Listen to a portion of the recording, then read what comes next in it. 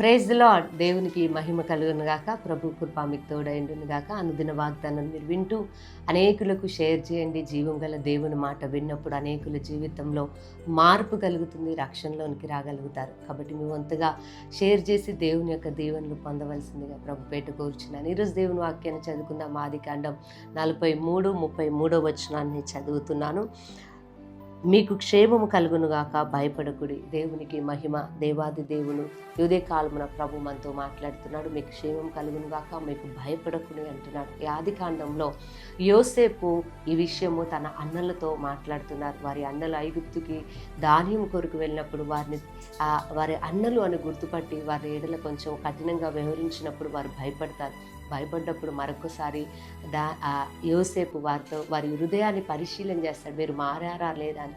ఎప్పుడైతే వారు మారారో దేవుని బిడ్డలారా, యోసేపు వారితో అంటాడు, మీకు క్షేమం కలుగును గాక, భయపడకుడి అంటాడు.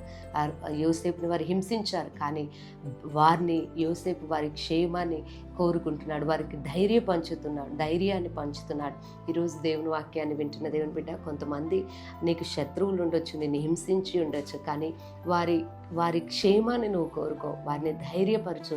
ఎందుకంటే ఒక ఆత్మీయుడు క్షేమాన్ని కోరుకుంటాడు, ధైర్యపరుస్తాడు. ఒక యోసేపు లాగా నీవు కూడా ఉండాలి. అయితే ఎప్పుడైతే నువ్వు అలా ఉంటావో దేవుడు నిన్ను ఆశీర్వదిస్తాడు. అయితే దేవుని వాక్యం ఉదయ కాలంలో మరొకసారి ప్రభు మాట్లాడుతూ అంటున్నాడు, ఇదిగో మీకు క్షేమము కలుగును గాక. అవును, ప్రతి ఏరియాలో, ప్రతి పరిస్థితిలో, నీ కుటుంబంలో, నీ బిడ్డల జీవితంలో, నీ జీవితంలో, ప్రతి విషయంలో ఆయన క్షేమాన్ని దయచేయబోతున్నాడు. నువ్వు భయపడొద్దు.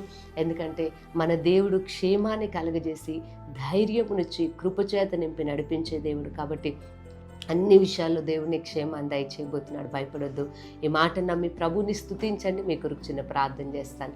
సర్వశక్తి గల దేవా, స్తోత్రం. అవునైనా మేము క్షమించేవారిగా, ప్రేమించేవారిగా, క్షేమాన్ని కోరుకునే వారిగా ఉండాలి. ఒక యోసేపు లాగా ఉండాలి. తండ్రి మీకు వందనాలు అయ్యా. మరొకసారి మీరు మాకు క్షేమాన్ని అయ్యా, ధైర్యాన్ని ఇవ్వబోతున్నారు. మీకు వందనాలు. ఎంతమంది బిడ్డలు ఈ మాటలు నమ్ముతూ విశ్వసిస్తున్నారు, వారి జీవితంలో, వారి కుటుంబంలో నెరవేర్చమని యేసు నామంలో ప్రార్థిస్తున్నాను తండ్రి. ఆమేన్. ప్రభు మిమ్మల్ని దీవించును గాక.